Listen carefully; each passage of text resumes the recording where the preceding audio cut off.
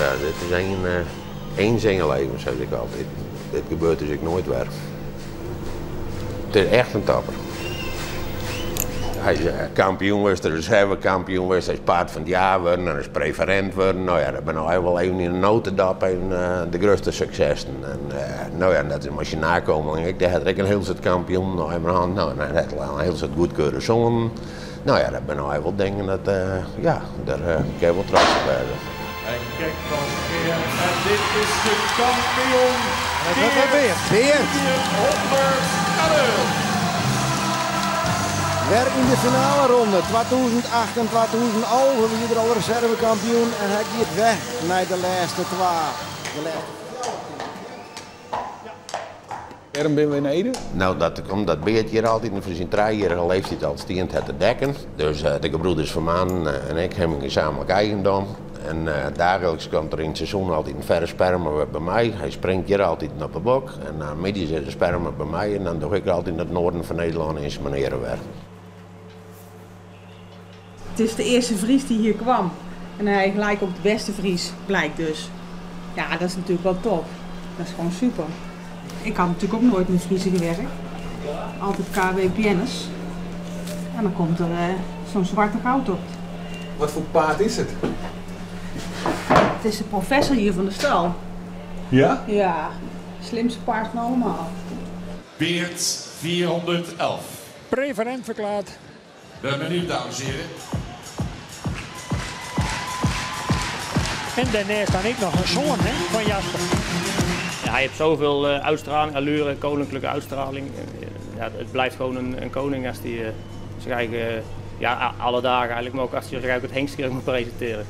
Ja, ik heb hem altijd voorgebracht op de hengstkeuring. Samen met je oom? Ja, dat is altijd een teamwork geweest. Ja, hè? Ja.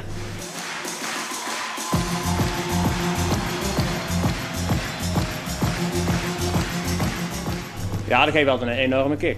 Dan loop je altijd heel makkelijk. Ik denk dat sowieso een hele andere hengstkeuring zal worden nu zonder publiek. Maar goed, ja, we hebben ermee te dealen. Maar ja, het is niet anders. Het is al aan de andere kant mooi dat het door kan gaan. En, maar goed, het zal heel anders zijn dan anders. Die sfeer in het publiek en zo, ja, dat is altijd wel ja, het mooiste wat er is eigenlijk. Ja. En hoe gaat het dan met die andere Fries? Welke? Die wel eens komt.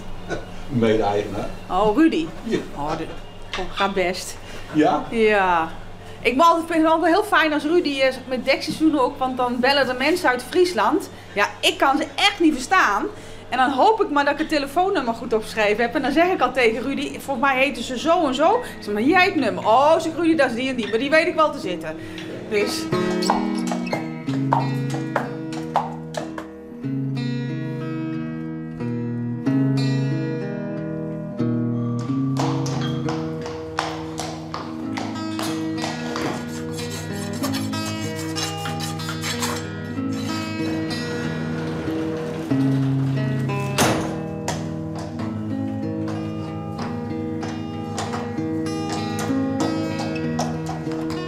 Dit is Dries van het Terpen. Deze gaat de tweede ronde in. En, deze röntgenologie is helemaal goed en sperma-rapport is helemaal goed. Dus dan moet je naar de tweede ronde. Dus dit wordt weer even een beetje spannend voor ons.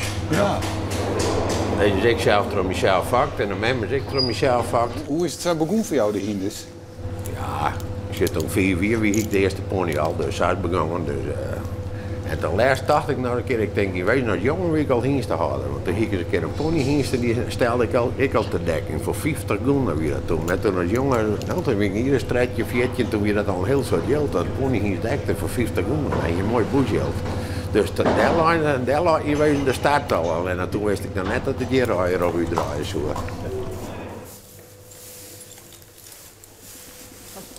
Heet niet bijten. Hij heeft nog wel pit, hè? Jawel. Maar 21, hè? Niet aan? Dat is toch top? Moet je kijken hoe mooi dat hij er nog uitziet voor zijn 21. En hij weet ook dat hij mooi is, hoor. Ja? Hij is nog een beetje ijdel. Ja, echt wel. Je hebt nu al 2 kampioenen naast elkaar staan, hè? Ja, het is in principe een kleinzoon van Beert. De moeder van Mathies is een dochter van Beert. Dus het zit ook in zijn bloedvoering. En in een hoop dingen heeft hij ook nog wel weg van Beert, vind ik. Ook van zijn vader Norbert, die is ook een paar keer kampioen geweest. Godverdorie nog een paar. Daar komt een kampioen ben, hè? Zo'n je gaat zitten.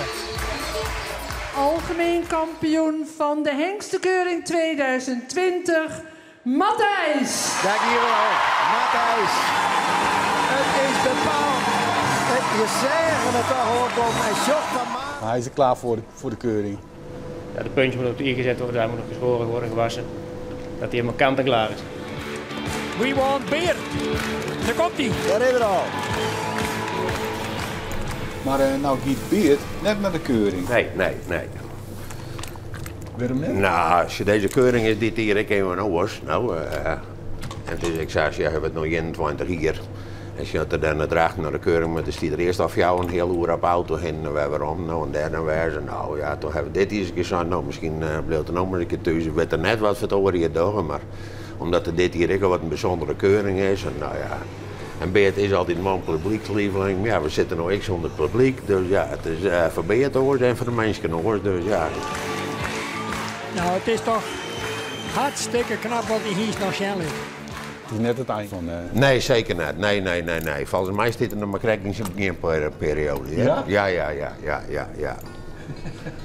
Het is nog een jonge boef. Ja, een jonge boef en we hopen er een heel soort plezier van hem te houden.